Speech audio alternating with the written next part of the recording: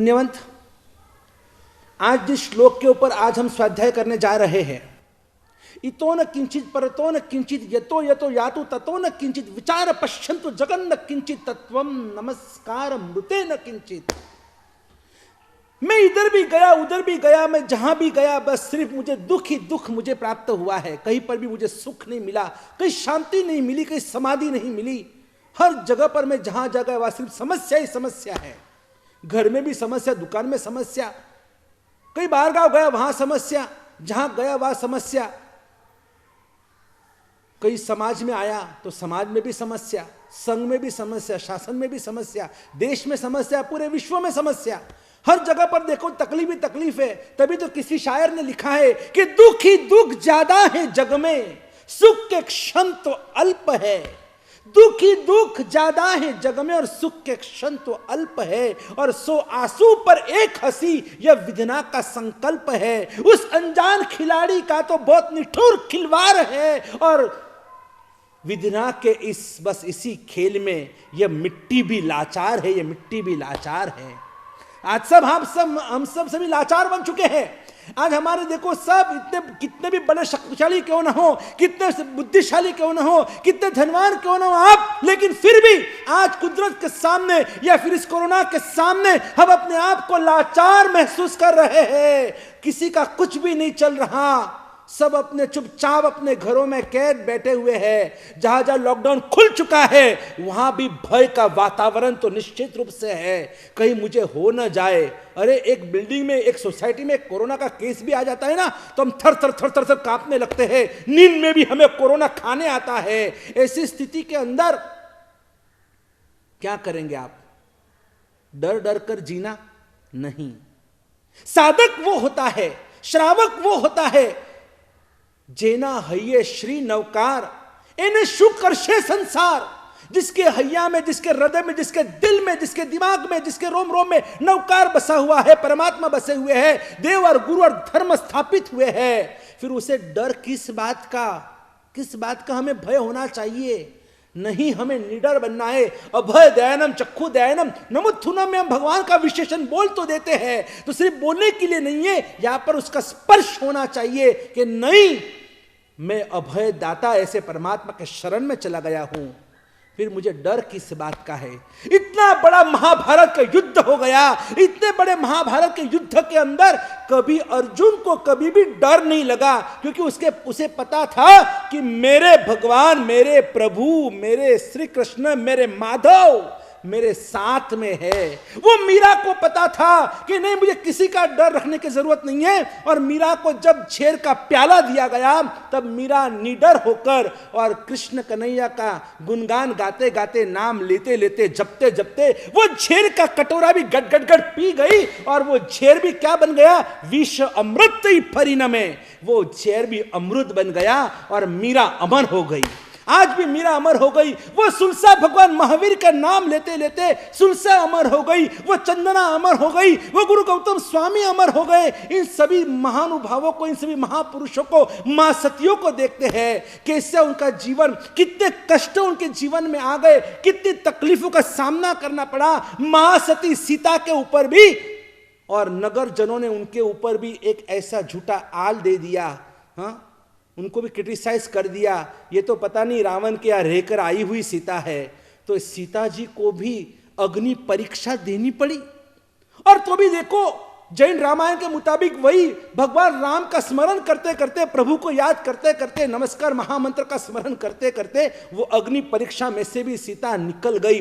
वो सुभद्रा महासती को और सासू जी ने उसके ऊपर भी झूठा इल्जाम लगा दिया, ये तो उल्टा है, ये व्यभिचारिणी है। और तब सती सुभद्रा ने अपने सतीत्व की परीक्षा करने के लिए नमस्कार महामंत्र का ध्यान करते करते वो जो चलनी होती है ना, चलनी, हाँ, जैसे आप जिसमें आप आटा चालते हैं, उस चलनी को कुएं के अंदर डाला और कच्चे सूतर की डोरी से उसको बांधा और उस कुएं में से, वो चलनी से उस कुएं का पानी बाहर निकाला।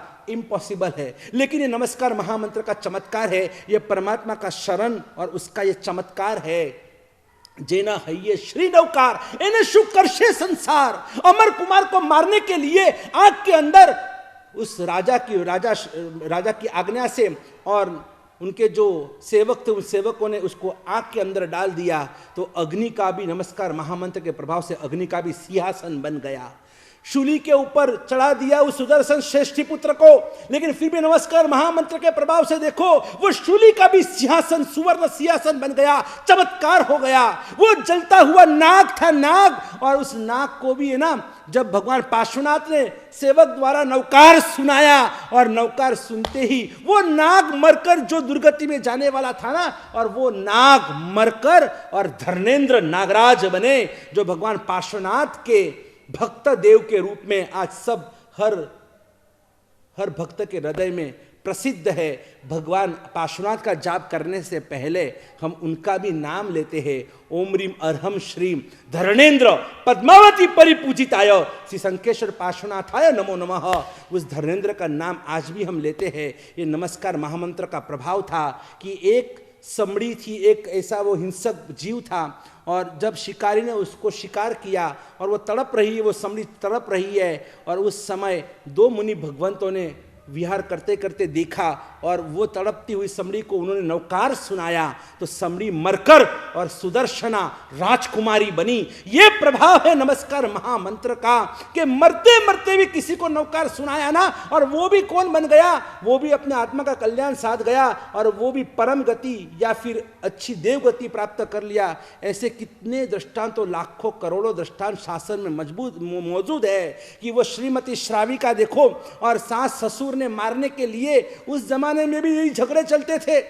वो सासू के लिए कहते हैं ना, जे बोले वाकू जे जुए त्रासू जे सोनू नहीं पन कासू अने वहुना आंखमा लावे आंसू एनु नाम छे सासू। जबकि आज तो ऐसी सासू भी रही भी नहीं है जो बहू को परेशान कर रही है। अभी तो पूरा शीर्षासन चल रहा है, अभी तो न्यू जनरेशन का राज घर घर में चल रहा है, लेकिन पहले तो ऐसा ही था। सास ससुर ने मिलकर और पति ने मिलकर उस श्रीमती श्राविका को मारने के लिए एक माया जाल बिछाई और एक सांप, जहरीला सांप लेकर आए और एक मटके के अंदर उस सांप को रख दिया, और फिर उस श्रीमती श्राविका जो पूरे दिन धर्म पूरे दिन नौकार गिनती रहती थी, उठते बैठते खाते पीते कुछ भी घर का काम करते करते। आजकल तो आज की बहनें तो पूरे दिन घर का काम करते करते कान में ईयरफोन डालकर और पिक्चर के गीते सुनती रहती है। यहाँ रसोई चल रही है और पिक्चर के गीत चल रहे हैं, कहीं टीवी के अंदर कहीं ना कहीं मन है, और फिर रसोई करते फिर वो जो विचार, जो जैसे आपके विचार है ना, आप रसोई करते करते आप जो भी विचार करते हैं वही विचार उस रसोई के अंदर चले जाते हैं, और फिर आपके हाथ से बनाई हुई रसोई जो भी खाता है उसको भी वैसे ही फिर बुरे विचार आते रहते हैं। इसलिए कम से कम मैं तो अनुरोध करता हूं हमारी सभी माता और बहनों से, कम से कम आप जब रसोई करते हैं, घर का काम करते हैं, उस समय आप कोई भी पाप का विचार मत कीजिएगा, क्योंकि पूरा घर आपके ऊपर डिपेंड नहीं है। आपके घर में साधु संत आते हैं, आपके हाथ की भिक्षा गोचरी लेते हैं, कोई भी मुसाफिर आपके हाथ की भिक्षा ग्रहण करता है, तो उसके मन में अगर ऐसे बुरे विचार आपकी वजह से आ जाएंगे तो इसका भागीदार कौन? आपको भी भुगतना होगा। ये कर्म देखो, कर्म बांधने से पहले 1000 बार सोचो, क्यों भोग विलास करना है। ठीक है, उसके टाइम पे आपको, जब आपको एंटरटेनमेंट करना है तो उसके लिए अलग टाइम रखो ना, लेकिन जब आप कुछ अच्छे काम कर रहे हो और उसमें भी रसोई का काम करते करते, ये श्रीमती श्राविका को तो ऐसा नियम था, उठते बैठते खाते पीते जो भी काम करते, चाहे फिर वो बर्तन मांजना है, कपड़े धोना है, घर का काम करना है, रसोई बनाना है, हर बात में नमो रियंतानम, नमो सिद्धानम, नमो आर्यानम, नौकार नौकार नौकार। और वही देखो नौकार का चमत्कार देखो, जब उस सासू ने कहा कि जाओ बेटा और उस मटके में से एक फूल की माला लेकर आओ, जिस मटके में सांप भरा हुआ था, और उसी मटके के अंदर हाथ डालने के बाद बोलो क्या हुआ, सबको पता है, सबने कहानी सुनी हुई है कि जैसे उस श्रीमती श्राविका ने उस मटके में हाथ डाला और बोलो अंदर से क्या निकला, सब बोलेंगे फूल की माला निकली। कितना इजीली आप बोल सकते हो कि फूल की माला निकली। अगर यही प्रयोग अगर आपके गांव में, आपके संघ में, आपके बिल्डिंग में अगर ऐसा प्रयोग रखा जाए तो, कि जिनको भी नौकार आता है आपके सामने ही अगर किसी ने उसके अंदर अगर सांप भरा है, और अगर आप वहां से नौकार गिनते गिनते आएंगे और अगर आप अंदर हाथ डालेंगे, बोलो क्या होगा? क्या फूल की माला निकलेगी? क्या आपको भरोसा है कि उसमें से फूल की माला निकलेगी? आप बोले कि नहीं साहब जी, ये तो नहीं हो सकता है, कैसे फूल की माला निकल सकती है? श्रीमती श्राविका ने हाथ डाला तो सांप की फूल की माला हो गई, और अगर आप हाथ डालेंगे तो क्या होगा? आप बोलेंगे साहब जी उसमें फूल की माला होगी, तो वो सांप बन जाएगा। यही तो हमारी ट्रेजेडी है, यही तो ये हमारा जीवन ये ऐसा बोगस हो चुका है कि हमको श्रद्धा ही नहीं है, विश्वास ही नहीं है। ये सब दृष्टांत आपको सुनाए गए कि अमर कुमार का क्या हुआ और सुदर्शन सेठ का क्या हुआ और श्रीमती श्राविका का क्या हुआ, ये सुनने के बाद आपकी श्रद्धा मजबूत होनी चाहिए। श्रद्धा में अगर जान है तो भगवान तुमसे दूर नहीं, और आंखों में अगर मुस्कान है ना तो इंसान तुमसे दूर नहीं। श्रद्धा में जान होनी चाहिए। श्रीमती श्राविका का दृष्टांत सुनने के बाद हर महिला, हर श्राविका, हर माता बहनों के दिल में, हर साधक के दिल में यह श्रद्धा गुंजित होनी चाहिए। क्या बात है कि सांप और फूल की माला बन सकता है ये नौकार के प्रभाव से। बस जो नौकार श्रीमती श्राविका को मिला था ना, वही नौकार तुम्हें और मुझे भी वही नौकार मिला है। 68 अक्षर का नौकार, जिसके एक अक्षर का स्मरण करने से 7 सागरों पर पापों का नाश होता है। अगर एक पूरा पद आप स्मरण करते हो, नमो अरिहंतानम पूरा पद स्मरण करते हो, 50 सागरों पर पापों का नाश होता है। और एक पूरा नौकार श्रवण करते हो, 500 सागरों पर पापों का नाश होता है। और एक पक्की माला 108 नौकार का जाप करते हो ना, तो 54,000 सागरोपम पापों का नाश होता है। 7वीं नरक का आयुष्य कितना आपको पता है? 33 सागरोपम का। सागरोपम मैंने पहले आपको बताया था कि सागरोपम क्या होता है। एक सागरोपम यानी 10 कोटि पल्योपम इज इक्वल टू एक सागरोपम। तो ऐसे 7वीं नरक का आयुष्य 33 सागरोपम का आयुष्य होता है। और आप सोचो, सिर्फ एक नौकार गिनते हैं ना, कोई एक नौकार, तो एक नौकार गिनने वाले को कितना पुण्य मिलता है मालूम है? 500 सागरोपम नरक के दुखों का नाश होता है। इसका मतलब आप एक नौकार भी गिनते हो ना, तो आप 15.5 बार 7वीं नरक में जाते हुए आप रुक जाते हो, अटक जाते हो। 15.5 बार आप कैलकुलेशन करके देखिए, 500 डिवाइडेड बाय 33 कीजिए। 33 सागरोपम 7वीं नरक का आयुष्य है, और एक नौकार गिनने से 500 सागरोपम नरक के दुखों का नाश होता है। यानी क्या ताकत है ये पंच परमेष्ठी भगवंतों की, क्योंकि एक नौकार में नमो अरिहंतान में अनंत अनंत अरिहंत विराजमान है, नमो सिद्धान में अनंत सिद्ध भगवंत, नमो आर्यान में अनंत आचार्य, नमो वज्छान में अनंत उपाध्याय, नमो लय सव साहुनम में अनंत अनंत अनंत भूत भावी वर्तमान के साधु जी भगवान, पंच परमेष्ठी भगवान जिस नौकार के अंदर एक महाशक्ति के रूप में विराजमान है।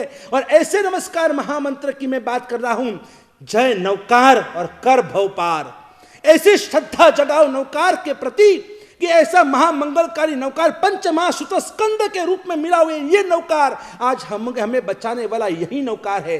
चाहे कितनी भी बड़ी तकलीफ क्यों ना आ जाए जिंदगी में, कभी बाकी सब भूल जाओ, लेकिन नौकार को कभी भूलने की चेष्टा भी मत करना, कभी सोचना भी मत, क्योंकि उसके बिना ना तो कभी किसी का उद्धार हुआ है ना कभी किसी का उद्धार होने वाला है। एक नौकार गिनने से 2,65,000 पल्योपम देव आयुष्य का बंद होता है। सिर्फ एक नौकार गिनने में देर कितनी लगती है? 10 सेकंड 15 सेकंड कितनी देर लगती है, लेकिन ये छोटा सा किया हुआ धर्म देखो आप, और 2,65,000 पल्योपम देव आयुष्य का बंद होता है। और जब आप पूरी नौकार वाले 108 नौकार गिनते हैं ना, उससे 2 करोड़ और 68 लाख पल्योपम देव आयुष्य का बंद होता है। पूज्यपाद कलिकाल सर्वने भगवान आचार्य हेमचंद्राचार्य महाराजा ने योग शास्त्र नाम का ग्रंथ बनाया, और इस ग्रंथ के 8वें प्रकाश में लिखा हुआ है कि अगर कोई कमल के आकार में अगर कोई 108 नौकार का जाप करता है तो उससे एक उपवास का पुण्य मिलता है। 16 अक्षर का जो मंत्र है, अरिहंत सिद्ध आयर्य उवज्झाय और साहू, ये जो 16 अक्षर का जो मंत्र है, ये अगर आप 200 बार आप रिपीट करते हैं, अरिहंत सिद्ध आयर्य उवज्झाय साहू, अरिहंत सिद्ध आयर्य उवज्झाय साहू, इस तरह से आप 200 बार रिपीट करते हैं तो आपको एक उपवास का पुण्य मिलता है। 6 अक्षर का मंत्र अरिहंत और सिद्ध, बस ये 2 अरिहंत सिद्ध, ये अगर आप 300 बार स्मरण करते हैं तो एक उपवास का पुण्य मिलता है। सिर्फ अरिहंत, ये 4 अक्षर का जो मंत्र है, अरिहंत अरिहंत अरिहंत अरिहंत अरिहंत अरिहंत, बस आप अरिहंत करते जाओ, आप 400 बार इसका स्मरण कीजिए, आपको एक उपवास का पुण्य मिलता है। अरे आप उतना भी नहीं बोल सकते हैं ना, तो आप सिर्फ अरिहंत का जो अ है, ओनली अ का 500 बार स्मरण करो। ये भी क्या, ये अरिहंत का अ होना चाहिए, अमिताभ का अ नहीं, समझ लेना आप बराबर। जब हम राग द्वेष से हमको पर होना है, एक अरिहंत का अ, और 500 बार आप बोलते हैं ना, उसमें भी ताकत है, आपको एक उपवास का पुण्य दिला दे। ये ऐसा महाचमत्कारी नमस्कार महामंत्र है, कितनी गरिमा गाए इस नमस्कार महामंत्र की। ये जो भी हमारे 5 इंद्रिय जो है ना, कान में, ये जो कान की तकलीफ है, किसी को भी कान की तकलीफ है, उसने अरिहंत का जाप करना चाहिए। आंखों की तकलीफ है, सिद्ध का स्मरण करना चाहिए। नाक में तकलीफ है, आचार्य भगवंतों का ध्यान और उनका जाप करना चाहिए। जबान में कोई भी तकलीफ है, आपको बोलने करने में, या कोई भी जात की, आपकी जीभ की कोई भी तकलीफ हो, जिह्वा की तकलीफ हो, तो आपको नमो वज्जानम पद की आराधना करनी चाहिए। और अगर आपको स्पर्श, जो स्पर्शनेंद्रिय है, शरीर में कहीं पर भी, आपको कहीं पर भी तकलीफ हो, तो आप हाथ घुमाते घुमाते, तेल लगाते, मर्दन करते, दवाई लगाते, क्रीम लगाते, जो भी कुछ आप करते हो, उसमें नमोले सव्व साहुनम का जाप करते करते अगर आप दवाई करते हैं, तो आपके वो सब दुख दर्द चले जाते हैं।